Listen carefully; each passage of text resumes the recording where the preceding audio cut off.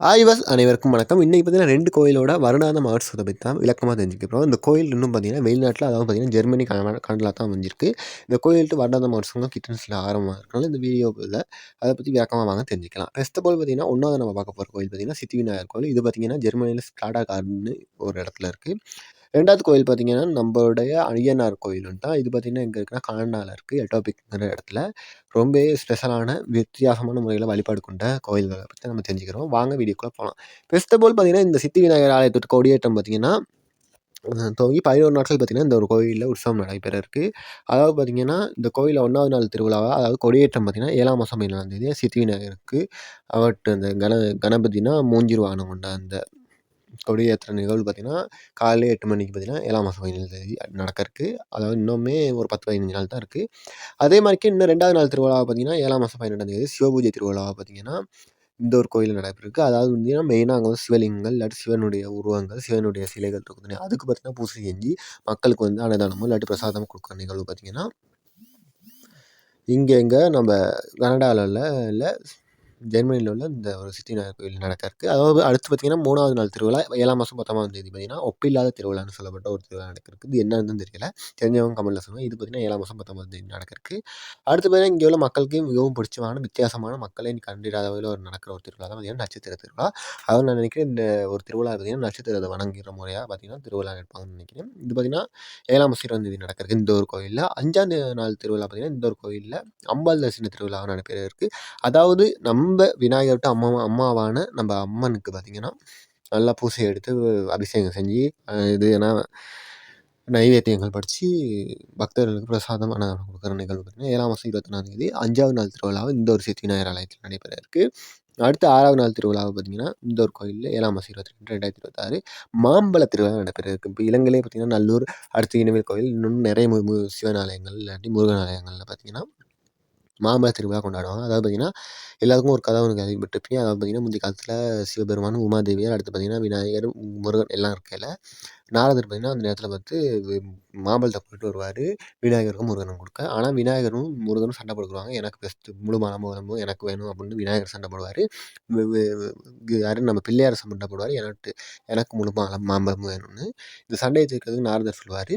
இந்த உலகத்த யார் ஃபர்ஸ்ட்டு சுத்தி வர்றீங்களோ, அவங்களுக்கு தான் இந்த மாம்பழம் முழுசாவும் கிடைக்கும் அப்படின்னு சொன்னோனே, நம்ப அழகுக்கு வீரரான நம்ப முருகப்பெருமான் பார்த்தீங்கன்னா, இந்த உலகத்தையே சுத்தி போவாரு. ஏன்னா, உலகம் சுத்த சொன்னனால. ஆனா, நம்ம அறிவு பொருந்திய நம்ம ஞானம் படைத்த நம்ம பிள்ளையார் பார்த்தீங்கன்னா, நம்ம அம்மா அப்பாத்துனே உலகம், நம்ம அம்மா அப்பாவ உலகமா சுத்துனா, நம்மளுக்கு கிடைச்சுன்னு சொல்லிட்டு டக்குனு அம்மா அப்பாவ 3 டிப் சுத்திட்டு வந்து இந்த மாம்பழத்த வாங்கிறா. அந்த நிகழ்வ அந்த ஒரு புனித ஒரு தருணத்த ஞாபகப்படுத்தும் விதமா எல்லா கோயில்லயும் நடக்கிற ஒரு திருவிழா தான் மாம்பழ திருவிழா. இது பார்த்தீங்கன்னா, அன்னைக்கு வந்து இப்படி களவு எடுக்கிறது, அப்புறம் ஊர சுத்தி வர்றது, உலகத்த சுத்தி வர்றது, களவு எடுக்கிறது, உலகத்த சுத்தி வர்றது, அடுத்து மாம்பழம் குடுக்குறது, நாரதர ஏமாத்துறது அப்படின்னு சொல்லிட்டு எல்லா விஷயத்தையும் காட்டுற மாரி தான் ஒரு திருவிழா வந்து எல்லா கோயில்லயும் நடைபெறும். அந்த திருவிழா தான் மாம்பழ திருவிழா. அடுத்து 7ஆம் நாள் திருவிழா பார்த்தீங்கன்னா, 24ஆம் தேதி 7ஆம் மாசம் 2026 வேட்டை திருவிழாவா இந்த கோயில்ல நடக்க இருக்கு. அதாவது பார்த்தீங்கன்னா, முருகன் பார்த்தீங்கன்னா, பகைவர்கள, அசுரர்கள அழிக்கிற முகமா வாழ மரத்த வெட்டுற மாரி நிகழ்வு ஒண்ணு ஏற்பாடு செஞ்சு, அது செய்யப்படுறது தான் வேட்டை திருவிழா. இது பார்த்தீங்கன்னா, இரவு பொழுதில மின்னொளி மின்னொளிக்கு மத்தியில பார்த்தீங்கன்னா, வேட்டை திருவிழா நடக்கும். அடுத்து 8ஆம் நாள் திருவிழா 24ஆம் தேதி 7ஆம் மாசம் 2026 பார்த்தீங்கன்னா, திருவிளக்கு பூஜையா பார்த்தீங்கன்னா நடக்கப்போகுது. அதாவது பார்த்தீங்கன்னா, விளக்குனாலே ஒரு வந்து புண்ணிய ஒரு பொருளா கருதப்படுறனால, கோயில்ல உள்ள விளக்குக்கு வந்து பூசை செஞ்சு, புனஸ்காரங்கள் மேற்கொண்டு மக்களுக்கு வந்து நன்மை அளிக்கிறது விதமா செய்ற விஷயம் தான் திருவிளக்கு பூஜை. இது எப்போ நடக்குதுன்னா, 24ஆம் தேதி 7ஆம் மாசம்.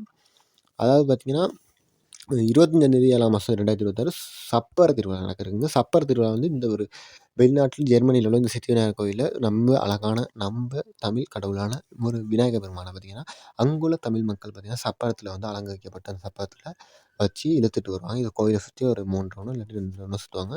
வேற லெவல்ல இருக்கும். இது வந்து இதுவும் இரவு பொழுதுல பார்த்தீங்கன்னா, மின்னொளிக்கு பக்கத்துல தான் நடக்கும். அடுத்து தேர் திருவிழா. இப்ப இலங்கையிலலாம் எப்படி மக்கள் கூடி தேர வடம்பிடிச்சு இழுத்தாங்களோ, அது மாரிக்கு இந்தி இங்க உள்ள ஜெர்மனியில நான் பெரும்பாலும் நான் வச்சேன் டெக்டர்ல தான் இழுப்பாங்கன்னு நெனைப்பேன். அப்படி டெக்டர போட்டு தேர் திருவிழா பார்த்தீங்கன்னா, காலையில 10 மணிக்கு தொடங்கி 2, 3 மணிக்கு முடியிற மாரி இருக்கும். இங்க மாரிக்கெல்லாம் பச்சை சாறுதல், அடுத்து பார்த்தீங்கன்னா, காவடி எடுத்தல், அடுத்து பார்த்தீங்கன்னா, நேர்த்திக்கடன் குடுத்தல், தண்ணீர் பந்தல், அன்னதானம் குடுக்கறது அப்படின்னு எல்லா விஷயமும் அங்கேயும் நடைபெறும். அடுத்து 11ஆம் நாள் திருவிழாவ பார்த்தீங்கன்னா, 27ஆம் தேதி 7ஆம் மாசம் தீர்த்த திருவிழா நடைபெற இருக்கு. அன்னைக்கு தான் கொடியும் இறக்கி இந்த கோயில்ல வந்து திருவிழா முடிக்கிறாங்க. இவ்வளோ தான் இந்த கோயில்ல நடக்கிற விஷயங்கள். முக்கியமா பார்த்தீங்கன்னா, மாலைக்கு இந்த நாளைக்கும் பார்த்தீங்கன்னா, மாலையிலயும் பூசை நடக்கும் இந்த கோயில்ல. அதாவது விசேட வழிபாடுகள் இந்த சாமிக்கு நடக்கும். அதனால நீங்கள் பூசை தட்டுலாம் கொடுத்து பூசை பண்ணிக்கலாம். காலையிலயும் போனீங்கன்னா நீங்கள் பூசை தட்டு 7 மணிக்கு 6 மணிக்கு அப்புறம் 7 மணி 8 மணிக்கு போனீங்கன்னாலும் பூசை தட்டு போய் பூசை பண்ணிக்கலாம். அதுவும் 16ஆம் தேதி 7ஆம் மாதம் 2020 வியாழக்கிழமை பார்த்தீங்கன்னா அந்திக்கு 7:30 மணிக்கு பார்த்தீங்கன்னா சாந்தி உபயம் வந்து நடைபெறும். அடுத்து பார்த்தீங்கன்னா நான் சொன்ன மாதிரிக்கு இங்கே வந்து எந்த நாளைக்கும் விபூதி வந்து பிரசாதம் மக்களுக்கு கொடுப்பாங்க.